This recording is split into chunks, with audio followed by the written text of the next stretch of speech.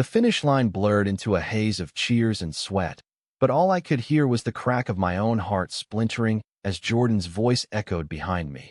Alex, wait. Don't run from this. 3 years ago, I'd sprinted away from him anyway, leaving our small-town high school track in Oregon dust, convinced love was just another race I couldn't win. Now, stepping onto the sun-baked oval at UC Berkeley, I froze mid-stride during freshman orientation, because there he was, whistle around his neck, clipboard in hand, eyes locking on mine like he'd been waiting to finish that sentence all along. I bolted upright in my dorm bed that first night, chest heaving as if I'd just logged 10 miles instead of staring at the ceiling. The campus buzzed outside my window, frat chants mixing with distant bongos from some late-night jam session, but inside room 312 of Unit 2, it was just me and the ghost of Jordan Hayes. I'd chosen Berkeley for its distance from Portland, from the rainy fields where we'd stolen kisses behind the bleachers, from the judgmental stares of coaches who pretended not to notice two boys lingering too long in the locker room showers. Track had been my escape then, a way to outrun the ache of being gay in a town where faggot was still casual currency among the jocks. And Jordan? He'd been my anchor, the senior who'd pulled me aside after a meet, his calloused hand on my shoulder, whispering, "You're not alone in this sprint, kid." We'd tumbled into something fierce and unspoken, nights in his beat-up Chevy, fingers tracing constellations on fogged windows, promises murmured against skin that we'd build a life beyond the starting blocks. Until his dad found out. The screams, the ultimatum, the way Jordan's eyes went dead when he chose family over us. I'd run, transferred schools mid-senior year, buried myself in training logs and anonymous hookups that never filled the void. Berkeley was supposed to be my fresh start, a coastal promise of reinvention where no one knew my splits or my secrets. But secrets have a way of lapping you. Morning practice hit at 6 a.m. sharp, the fog rolling off the bay like a reluctant curtain call. I laced up my Nikes in the dim locker room, avoiding the mirrors that reflected a body honed by endless intervals, lean muscles from years of chasing sub-4-minute miles, but eyes shadowed by the weight of what I'd left behind. The team assembled on the track, a mix of cocky transfers from Ivy Leagues and wide-eyed freshmen like me, all stretching under the sodium lights. Coach Ramirez, the head guy, barked roll call, his voice gravelly from too many cigarettes and not enough sleep. Hayes, demo the warm-up. My stomach dropped like a botched handoff. Jordan jogged out from the sidelines, all easy confidence in his Cal tracksuit, the same one that hugged his broad shoulders back in high school. He was 25 now, lines etched around his mouth from whatever storms he'd weathered, but God, those hazel eyes still sparked like wet flint. "Listen up," he said, voice steady as he led us through dynamic stretches, his gaze sweeping the group without lingering on me. Or so I told myself. Form matters more than speed today. Loosen those hips, feel the ground push back. I mirrored his lunges, calves burning, but it was the proximity that scorched, the way his cologne, that faint cedar and citrus, wafted on the breeze. By the time we hit the track for 400s, sweat blurred my vision, but not enough to miss how he timed my splits, stopwatch clicking like a heartbeat. "Pick it up, Alex," he called after my third rep, the first time he'd said my name. It landed like a baton in my gut. I pushed harder, lungs screaming, finishing in 58 seconds flat. The group hooped, but Jordan just nodded, jotting notes. Good recovery. But why the hesitation off the curve? Talk to me after. The after stretched into eternity. Practice wrapped with cool-downs and protein shakes in the athletic center, the team fracturing into clusters, the sprinters trash-talking relays, the distance kids nursing Gatorades like lifelines. I lingered by the water fountain, filling my bottle slow as molasses, praying he'd forget. He didn't. Footsteps echoed on the tile, and there he was, leaning against the wall with that half-smile that used to unravel me. "Walk with me." It wasn't a question. We fell into step toward the parking lot, the California sun climbing high, casting our shadows long and tangled. "You look strong out there. Faster than I remember." His tone was casual, coach to athlete, but the undercurrent hummed with history. I shrugged, focusing on the crunch of gravel underfoot. "Time heals. Or miles do." A beat of silence, then, "Why'd you run that last year, Alex?" "From the team, from everything." The question hung, sharp as a spike strip. My throat tightened. Why? Because your silence after that night shredded me. Because I saw the fear in your eyes when your dad called you a disgrace, and I couldn't be the reason you lost more. But I said none of it. Needed a change. Portland got small. He stopped by his hybrid SUV, keys jingling like accusations. It wasn't small for us. Or was it just me you were running from? His voice cracked, just a hair, and suddenly we were 18 again, parked by the Willamette, his hand in mine as rain drummed the roof. I wanted to bolt, but my feet rooted. You chose, Jordan. Family first. I get it. His face crumpled, not in anger, but something rawer, regret, carved deep. I chose wrong. Dad's sober now, therapy's a bitch, but he's trying. And I transferred here last year, assistant gig, to fix what I broke. But seeing you today, it's like the gun never fired. He reached out, thumb brushing my wrist, electric as a starting block. I jerked back, heart hammering. I'm not that kid anymore. Don't. But as I walked away, the bay glittering mockingly in the distance, I knew the race was on, and this time, I wasn't sure who was chasing whom. The weeks blurred into a rhythm of dawn runs and dusk regrets.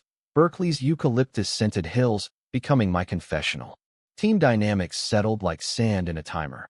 Marcus, the lanky sophomore hurdler with a laugh like thunder, became my reluctant roommate in mischief, dragging me to off-campus Ticarius, where we dissect splits over Al Pastor. You're holding back, man, he'd say, salsa dripping from his chin. Like you're scared to smoke us. He didn't know the half of it. Then there was Lena, the queer studies major and distance walker who'd clocked my vibe during orientation week. Dyed buzz cut, pronouns pinned to her backpack, eyes that saw through bullshit. We'd bonded over bad coffee in the Bear's lair, her recounting a bad breakup with a bi-curious sorority girl while I dodged questions about my own ghosts. Love's a marathon, not a sprint, she'd quip, but her grin hid the bruises from her own family's dissonant letters.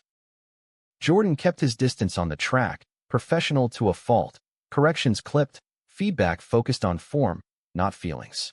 But off hours, he'd linger, a nod in the dining hall, a text about shoe wrecks that read like lifelines. Saw you hit 355 yesterday. Proud. I'd delete them unread, but the pull grew, a tide eroding my resolve. One Friday, after a grueling interval set that left the team puking into the infield grass, Marcus slung an arm around me. Party at Delta Sig tonight. Coach Hayes is DJing, says it's team bonding. My blood iced. Jordan behind the decks? The man who'd mixed playlists for our road trips, songs about outlaws and second chances? Pass? I muttered, but Lena cornered me in the showers. You're spiraling, Alex. Go. Confront the bastard, or you'll lap yourself into oblivion. The frat house throbbed like a migraine, bass from the speakers vibrating through red Solo cups and sticky floors. Bodies packed the living room, jocks grinding with sorority pledges, a haze of weed and cheap vodka. I nursed a beer in the corner, scanning for exits, when the track dropped. The 1975's Chocolate, that aching riff we'd slow dance to in his car. Jordan manned the booth, sleeves rolled up, tattoo of a broken compass peeking from his forearm, a remnant from our stargazing nights.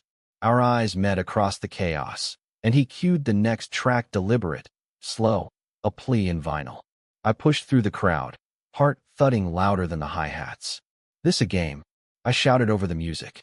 He killed the sound, waving off the groans. Needed to talk. Privately. Upstairs, in a spare room that smelled of axe and regret, he closed the door. I'm sorry, Alex. For freezing when it mattered. For letting you think you weren't worth the fight. Words tumbled then, a flood after drought. His parents' divorce fracturing the Hayes empire. His enlistment dreams derailed by a knee injury. The therapy sessions where he'd journaled letters to me, he never sent. I thought you'd moved on. Found someone who wouldn't bail. I laughed, bitter as bay salt. Moved on. I haven't dated since. Hookups don't count. They're just pit stops. Vulnerability cracked me open, and he stepped closer, not touching but close enough to breathe the same air. Then let me be your finish line this time. The kiss was inevitable, soft at first, then desperate, a collision of missed miles. But as his hands framed my face, a knock shattered it. Marcus, slurring. Coach? Teams rioting without tunes. We sprang apart, flushed and fractured. Downstairs, I drowned in shots, Lena's worried texts lighting my phone like flares. By midnight, I was gone, sprinting back to dorms under street lamps, the taste of him lingering like unfinished business. Fall midterms hit like a wall of wind sprints, equations blurring with memories of Jordan's lips. I aced my bio exam, but bombed a practice mile, legs leaden from sleepless nights replaying that kiss. The team noticed, whispers in the weight room about the freshman's funk, Coach Ramirez pulling me aside post-workout. Hayes says you're distracted. Personal shit bleeding onto the track. I mumbled excuses, but guilt gnawed. Jordan had risked his job for that moment, and I'd run again.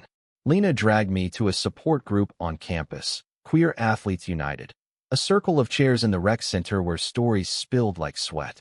There was Tyler, the swimmer outed by a leaked Grindr chat, his strokes now therapy against the shame. And Riley, non-binary fencer, whose parents shipped rainbow flags as a phase joke. When my turn came, I choked out fragments. The coach who broke me, the one who might fix it.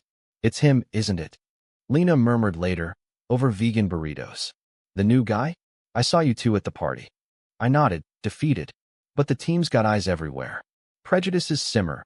Marcus jokes about no homo during relays, like it's harmless. The real storm brewed at homecoming weekend. Portland alumni flooded campus for the Cal-Stanford showdown, and word spread. Jordan's dad, the reformed homophobe, was in town. I spotted them at the tailgate. Big guy in a faded Ducks cap, clapping Jordan's back too hard, eyes scanning the crowd like he owned it. Panic clawed my chest. What if he saw us, dragged his son back into the closet? I skipped the pre-game huddle, holing up in the library stacks, but Jordan found me, slipping a note under my textbook. Field house.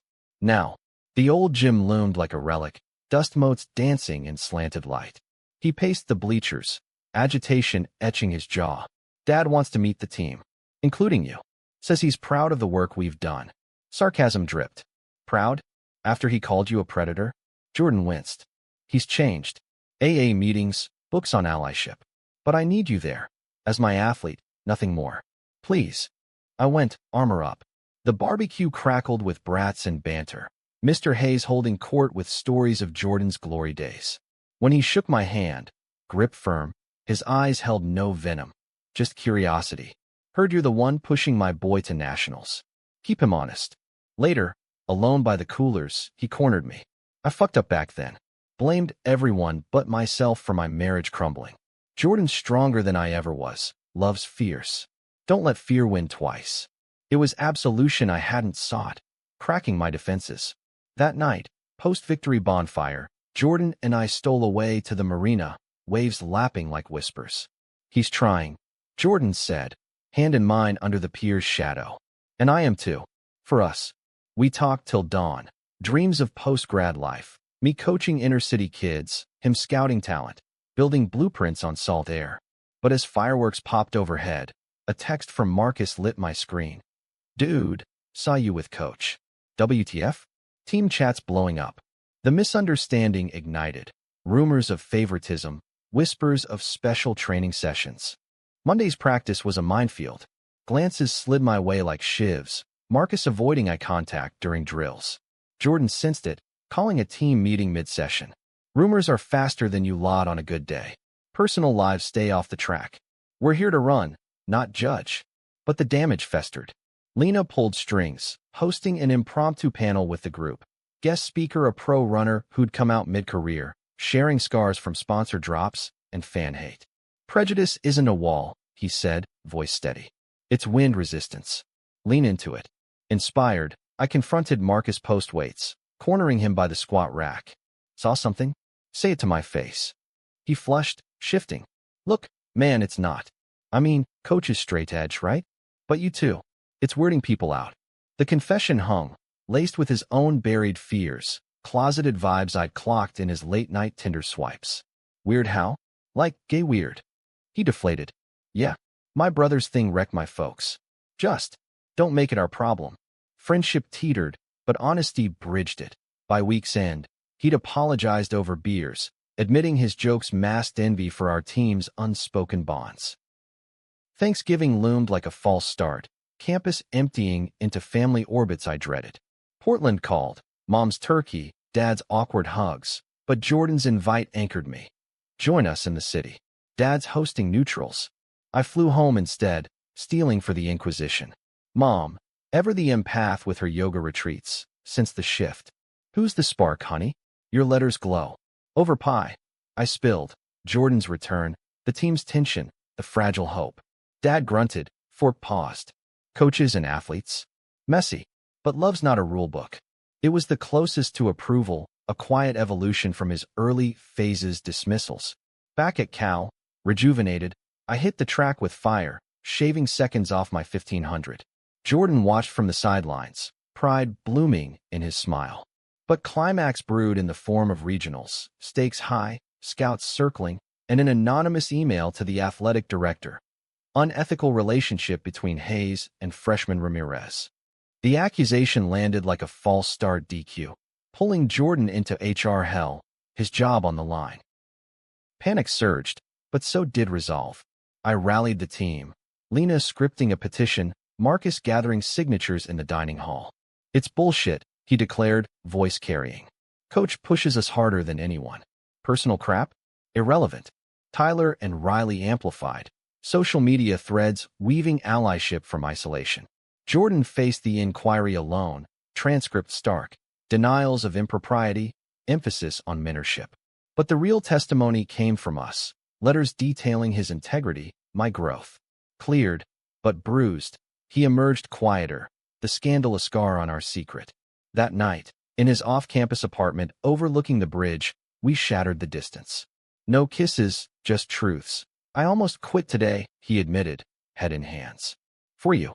But running from this, we'd both lose. I knelt before him, hands on knees. Then we pace it. Teammates first, lovers second. No more hiding. Winter thawed into spring, regionals a blur of qualifying heats and Jordan's steady coaching.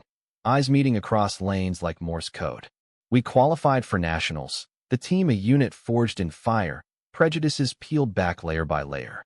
Lena started dating a poet from the Lit mag, her joy a mirror to mine.